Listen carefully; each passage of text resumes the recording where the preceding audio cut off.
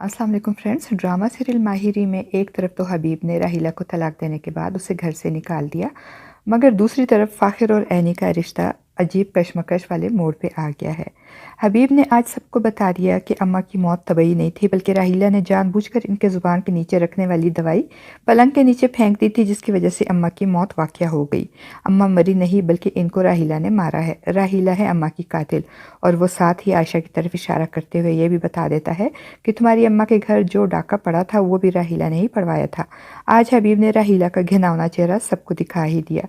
फहमी और सायका अपनी माँ की गैर तबई मौत के बारे में जानकर बहुत रोती हैं, और सायका तो चीख चीख कर राहिला को इस घर से निकालने को कहती है। ऐनी भी इस सूरत हाल में परेशान होकर माँ के गले लग जाती है, और फिर राहिला के लाख रोने चीखने के बावजूद आलिया और जमशेद को बुलाकर उसे उसके साथ रवाना कर दिया जाता है। जमशेद अपनी बीवी के कहने पे आ तो गया, लेकिन उसको इस बात का डर होता है कि कहीं राहिला को घर ले जाने पे अम्मा नाराज़ ना हो, और वो डरता है अपनी अम्मा के गुस्से से, और उनको इस वक्त मज़ीद नाराज़ नहीं करना चाहता, क्योंकि पहले ही अपनी शादी की वजह से उसने अपनी अम्मा को काफ़ी नाराज़ किया था। और अपनी बीवी की तरफदारी से वो तो अच्छा हुआ कि आलिया अच्छी लड़की थी और वो सुधर गई, और उसने जमशेद और अम्मा से माफ़ी मांग के अपनी घरेलू ज़िंदगी और अपनी गृहस्थी को संभाल लिया। मगर इस वक्त फिर राहिला की वजह से कहीं उनके दरमियान कोई मज़ीद गलतफहमियाँ पैदा ना हो, इसलिए जमशेद का डरना बनता भी है।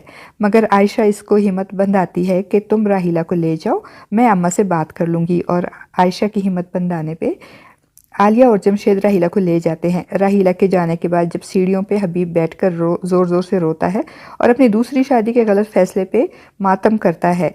मगर फ्रेंड्स, वो कहते हैं ना कि अब पछताए क्या होवत जब चुड़िया चुग गई खेत।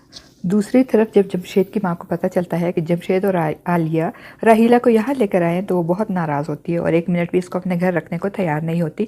तो आलिया जमशेद से कहती है कि आप परेशान ना हो, मेरी एक दूर पार की बेवा खाला है, मैं उनको फ़ोन करके बुलाती हूँ और आपा को इनके घर भेज देती हूँ।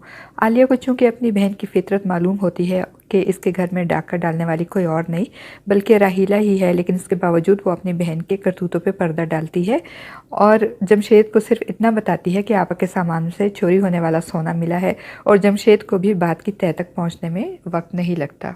अब हबीब के रोने से और पछताने से गया वक्त तो वापस नहीं आ सकता, और ना ही आयशा और बच्चियों के साथ की गई ज़्यादतियों का अजाला किया जा सकता है।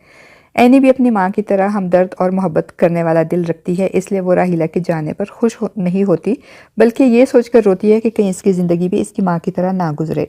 इतने में फ़ाखिर भी आकर ऐनी के पास बैठता है, तो ऐनी, जो कि आमना से मिलने के बाद भी मुतमईन नहीं होती, वो फ़ाखिर से कहती है कि फ़ाखिर, मैं तो ये रिश्ता पहले अपनी अम्मा और अब्बा के लिए निभा रही थी और अब अनाया के लिए निभा रही हो। मगर तुम अपनी ज़िम्मेदारियों से भाग रहे हो। और फिर वो अचानक फ़ाखिर से पूछती है कि क्या तुम मुझसे मोहब्बत करते हो? तो फ़ाखिर झूठ बोले बगैर कहता है कि नहीं, मैं तुमसे मोहब्बत नहीं करता, क्योंकि तुम मेरी बीवी हो, मगर मैं अनाया से बहुत मोहब्बत करता हूँ। फ़ाखिर का जवाब सुनकर ऐनी कुछ लम्हे अपने दिल की गहराइयों में झांकती है, और फिर वो भी झूठ नहीं बोलती, और जाते जाते रुक कर फ़ाखिर से कहती है कि मैं भी तुमसे झूठ नहीं बोलूँगी फ़ाखिर, मुझे भी तुमसे कोई मोहब्बत नहीं है, क्योंकि तुम मेरे शौहर हो। और ऐनी का जवाब सुनकर फ़ाखिर भी सोच में पड़ जाता है कि बड़ों के गलत फैसलों ने इन दोनों को एक अनदेखे अनचाहे बंधन में बांध तो दिया है, अब आगे इस बंधन का अंजाम क्या होगा ये नहीं पता।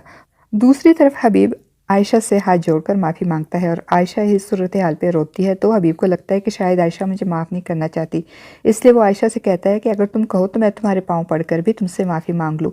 आयशा, जो कि एक मशरकी औरत है और अपने शोहर को मजाजी खुदा समझती है, वो हबीब की बात सुनकर रोती है, और इसके बहते हुए आंसू उसे बोलने नहीं देते, और हाथ के इशारे से कह देती है कि जाओ, मैंने तुम्हें माफ़ किया। और हबीब बहुत मोहब्बत से आयशा का हाथ पकड़कर उसे अपने साथ बेड पे बिठाता है, तो आयशा को लगता है कि जैसे अल्लाह ने उसकी सुन ली और हबीब बदल गया है। मगर फ्रेंड्स, वो जो कहावत है ना कि वो एक जानवर की दुम है जिसको अगर 100 साल भी पाइप में रखा जाए तो वो टेढ़ी ही रहती है, और यही हाल हबीब का भी होता है। वो अगर आयशा के पास माफ़ी मांगने गया तो इसमें इसकी अपनी गर्ज पोशीदा थी, और आयशा से वो जेवर जो राहिला ने डाका डालकर चोरी करवाए थे और अब आलिया ने राहिला के सामान से निकालकर आयशा को वापस कर दिए, अब हबीब की नज़र इन जेवरात पर होती है, और वो आयशा से माफ़ी भी इसी वजह से मांगने गया था ताकि आयशा से जेवर ले सके और अपनी दूसरी मुतल्लिका बीवी जो राहिला है उसका हक महर अदा कर सके। फ्रेंड्स, आपको क्या लगता है, क्या अब भी आयशा हबीब की माफ़ी मांगने और नरम पड़ जाने से हबीब के झांसे में आकर अपने जेवरात हबीब के हवाले कर देगी? अपनी कीमती राय का इज़हार कमेंट बॉक्स में ज़रूर कीजिएगा।